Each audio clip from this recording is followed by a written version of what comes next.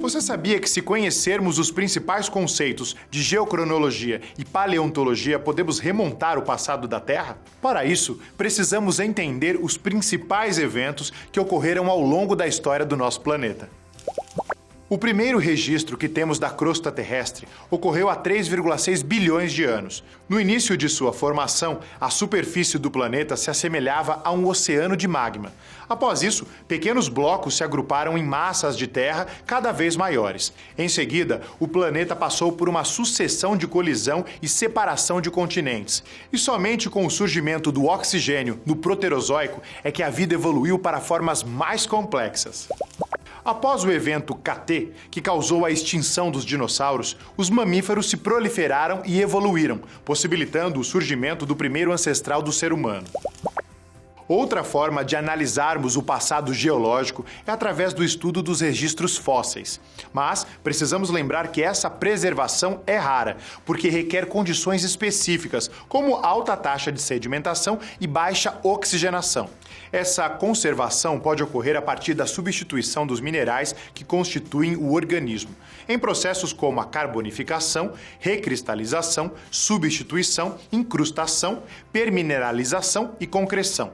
O estudo desses fósseis pode nos indicar também o período que esses animais ou plantas habitaram a superfície terrestre. Para isso, permineralização e concreção.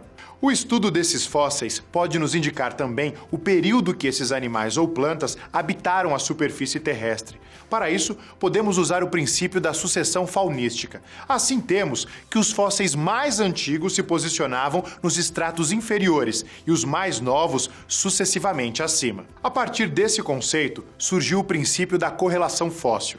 Ele estabelece que rochas em áreas geograficamente distantes umas das outras podem ser correlacionadas de acordo com os fósseis que hospedam.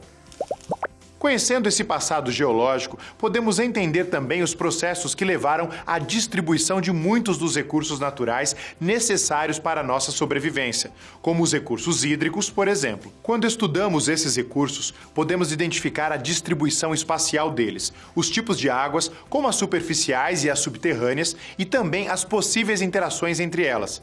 Além disso, podemos identificar a vulnerabilidade de algumas dessas fontes. E aí, gostou de aprender um pouco mais sobre geologia? Então, não deixe de buscar mais informações sobre o tempo geológico, sobre os fósseis e também sobre a análise e o ciclo hidrológico. Eu fico por aqui. Bons estudos e até mais!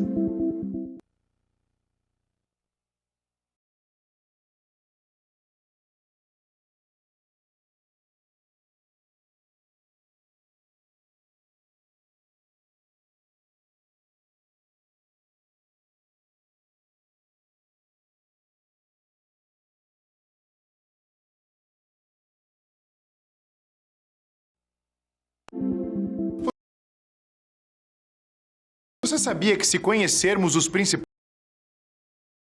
conceitos de geocronologia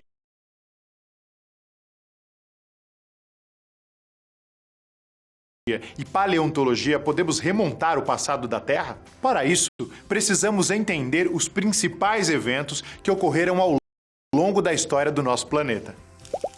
O primeiro registro que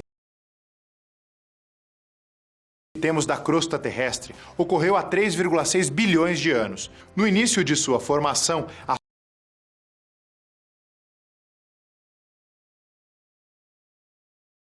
superfície do planeta se assemelhava a um oceano de magma.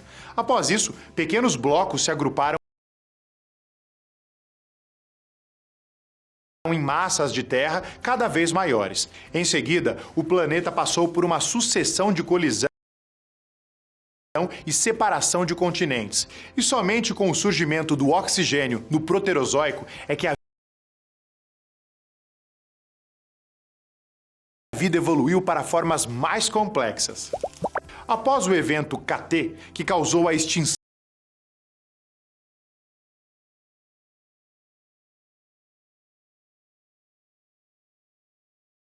dos dinossauros, os mamíferos se proliferaram e evoluíram, possibilitando o surgimento do primeiro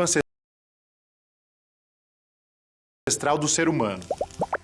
Outra forma de analisarmos o passado geológico é através do estudo dos registros fósseis. Mas precisamos lembrar que essa preservação é rara, porque requer condições específicas, como alta taxa de sedimentação e baixa oxigenação. Essa conservação pode ocorrer a partir da substituição dos minerais que constituem o organismo, em processos como a carbonificação, recristalização, substituição, incrustação, permineralização e concreção. O estudo desses fósseis pode nos indicar também o período que esses animais ou plantas habitaram a superfície terrestre. Para isso, podemos usar o princípio da sucessão faunística. Assim temos que os fósseis mais antigos se posicionavam nos estratos inferiores